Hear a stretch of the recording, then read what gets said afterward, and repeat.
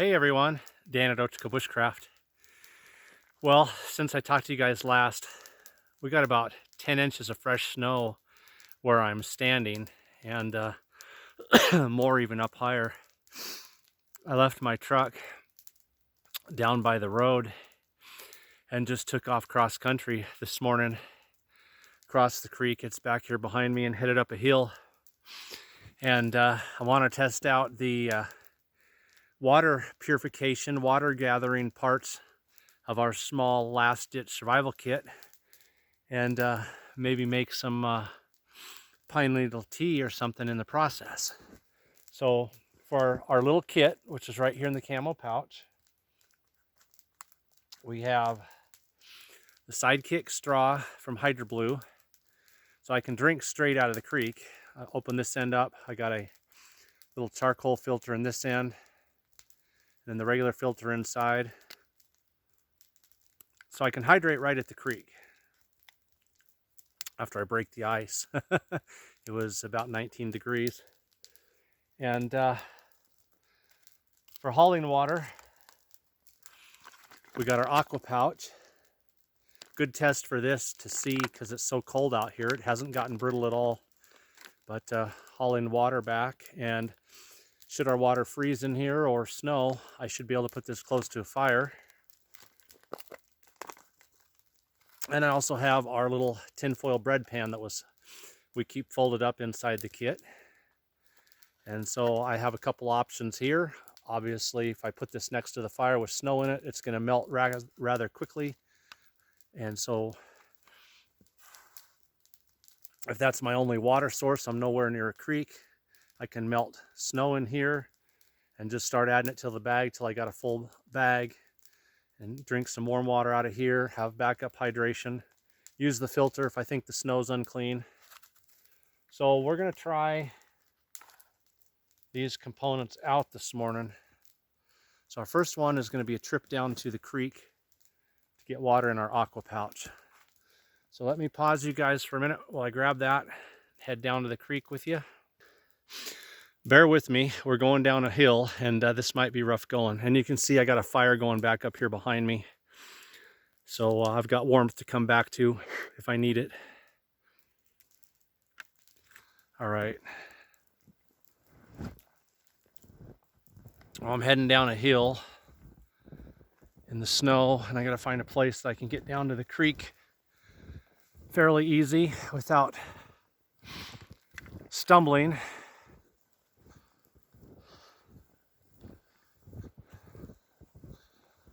Ah, that doesn't look like it'll be too bad right there.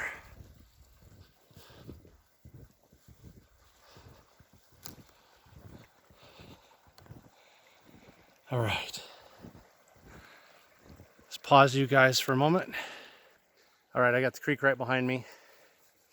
I'm gonna walk down there and get us some water in this pouch. I'm gonna be right on the edge of the ice.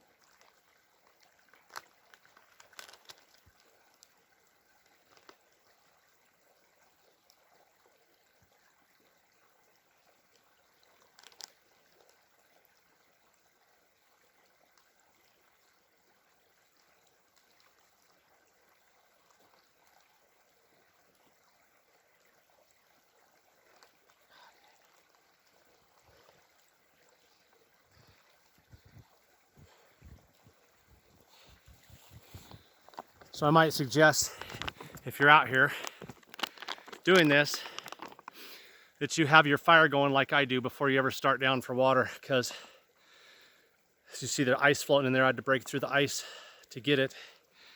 And my hands got a little wet, so I'm gonna get them gloved up immediately. We're gonna get back up that hill. I'm gonna warm my hands up by the fire for a minute. Well, unfortunately, we live in an age where mountain streams aren't always safe. Even up high like this in the wintertime, the cattle were out here all summer, standing in the creeks, going to the bathroom in the creek. There's always that chance that even this time of year up here, that the water might not be good. So unless I have no choice but to drink the water or face dehydration, I'm gonna filter it. So I can boil it, or I can use my little straw filter. So what's nice about this seals up just like a Ziploc bag. And then I have this cordage and I can hang it on my belt and it travels with me like a canteen, or I can hang it over the handle of my knife, which is what I usually do. And when I need to hydrate, I will just open that up, put my filter up here.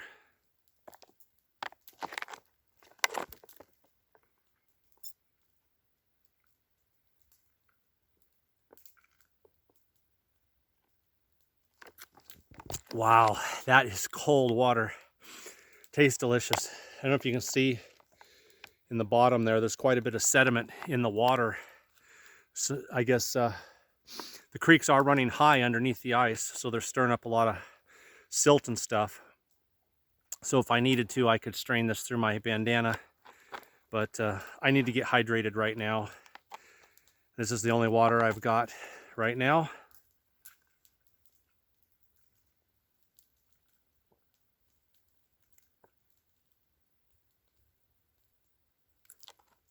Oh, nice. That is nice. That is nice and cold. That's what that is. And I can just hang this up. And what I would do is I would actually hang this somewhere near the fire where it's catching the heat from the fire and warming this water up, but not close enough to, of course, damage the plastic, just so that it's warming the water up some so I can get a warm drink. Okay, our other option, pause guys.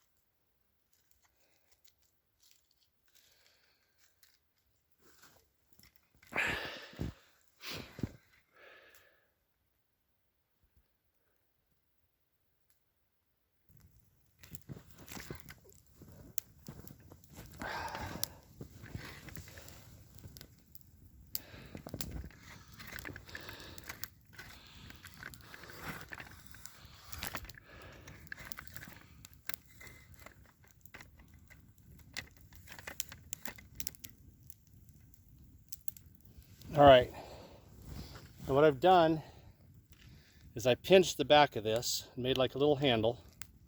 So this end I'm going to keep away from the fire, and I have my gloves with me, so I'm not too worried about it. But if I didn't have my gloves with me, then I would have to use maybe some sticks and pinch this between two sticks.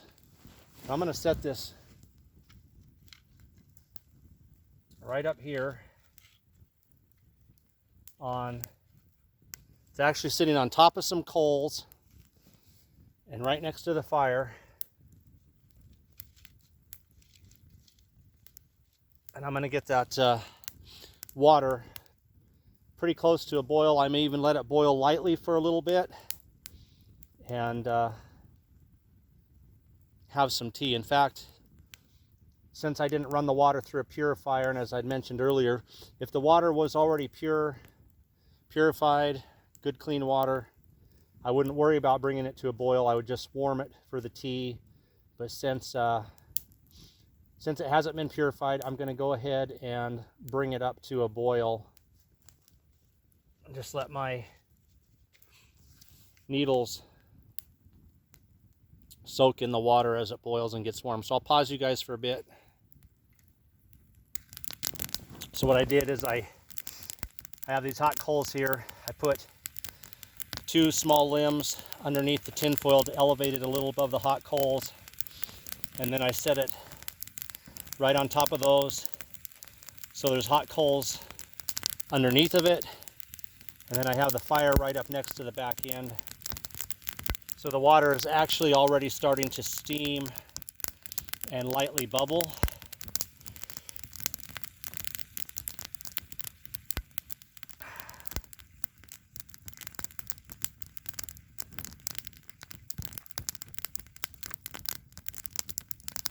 Giving my fir needles kind of a little stirring around. By the way, a little tip for you guys. I always take my gloves off when I'm by the fire and need to kneel down. I set my glove down and then put my knee on top of my glove so my knees stay dry. So just a little tip for you guys. Just use your knee or your gloves as kneeling pads. Oh yeah, the water is boiling. All right, I'm gonna have to take that out of there. Yeah, we have boiling water. Excellent. Okay, I'm gonna get that out of there. Putting a little snow on the handle so that it doesn't burn my glove. All right. You guys can see that steaming out of there, but it was boiling good. So I immediately pulled it out, put snow on the handle so that I wouldn't damage my gloves. Put a little more on that handle. Now that's going to be too hot to drink, so I'm just going to have to let it sit here in the snow for a couple minutes and cool, and when that gets cool enough to take a drink, we'll try out fir needle tea. I'll have to Google it, but I'm just assuming that the vitamin C content and stuff has got to be pretty close to that of pine needle tea, maybe even more, I don't know, but take that one out of there. Nice. Yeah, that's still just a little warm to drink, so I got this end nice and cool. And I'll put some snow up here on this end where my lip is going to go. Put that back down. So I'm using the snow to cool it down so I can get a drink quicker. All right. Finger test that. All right, let's try it.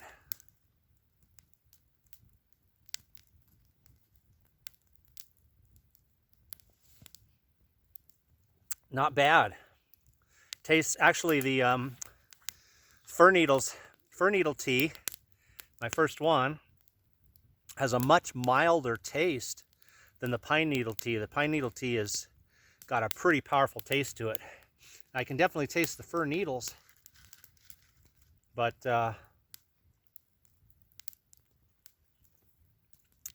that's not bad. Oops, I'm gonna have to tilt that a little where you guys can see. That's not bad at all. Like I said, I'll have to Google it because that's my first time making fir needle tea. But so here I am, guys. We're testing out the last ditch kit. I don't come up here in the mountains, especially in this kind of weather. We got 10 inches of fresh snow. It's going to snow again today, tomorrow, and just right on for the next week or so. It's supposed to just keep snowing. So I have my hatchet. I have my folding saw. I have a big knife for getting boughs off of a tree and those things with me. And I usually have my fanny pack, because I've got a lot more gear. I've got food, I've got my poncho, And then I have my canteen. You guys have seen the kit. So I've got a full kit with me normally, but worst case scenario, for some reason, you have your little last ditch kit on your belt, you've walked away from camp in weather like this with nothing else. Yes, you can get by. We did fire last time. I already had started a fire. So we have fire, we have warmth, we have a way to signal for help.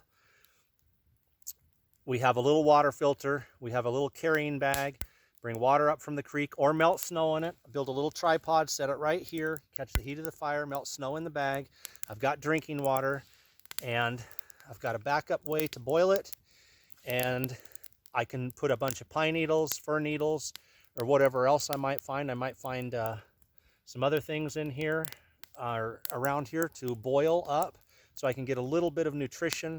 And since I want to stay warm, I'm better off hydrating with warm water anyway. So hang my bag up, warm the water in it, and then get this really warm, boiling first, cool it down a little, and then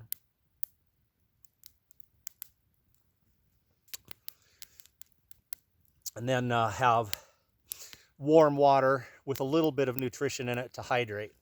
So next is shelter. That will be the next video.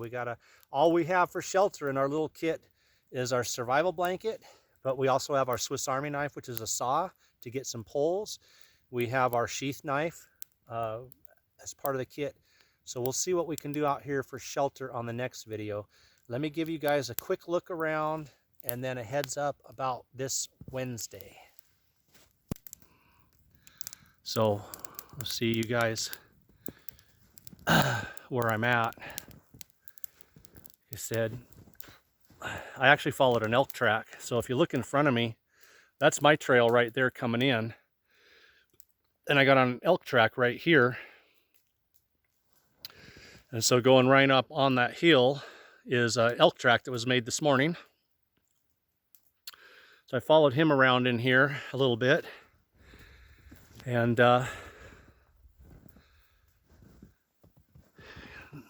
got up under some of these trees like this one right here. Got a bunch of those dead limbs out to get my fire going. And here's my path. I've been down to the creek and back.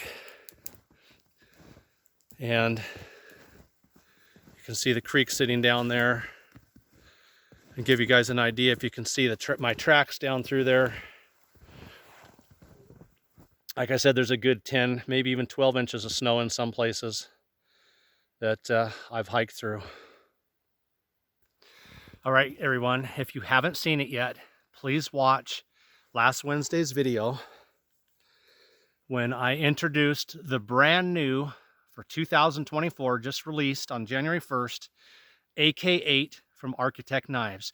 In that video, I gave all the information, all the description, and we assembled it. And I told you I was bringing it out here for a field test. So, get ready, everybody. That test begins today. I'm going to start filming out here today. And this coming Wednesday, you guys are going to get to see how this performs. And I am really excited to test out. Again, video number 1 will have all the specs, so you'll need to go back to it. Video number 2, we're going to put this through its paces and see how it works as a survival knife. Take care, everyone. And if you haven't subscribed, please subscribe to the channel. Please hit the notification bell. Occasionally, I am doing a premiere video, and you want to be notified when those are coming out. Stay safe out there, everyone.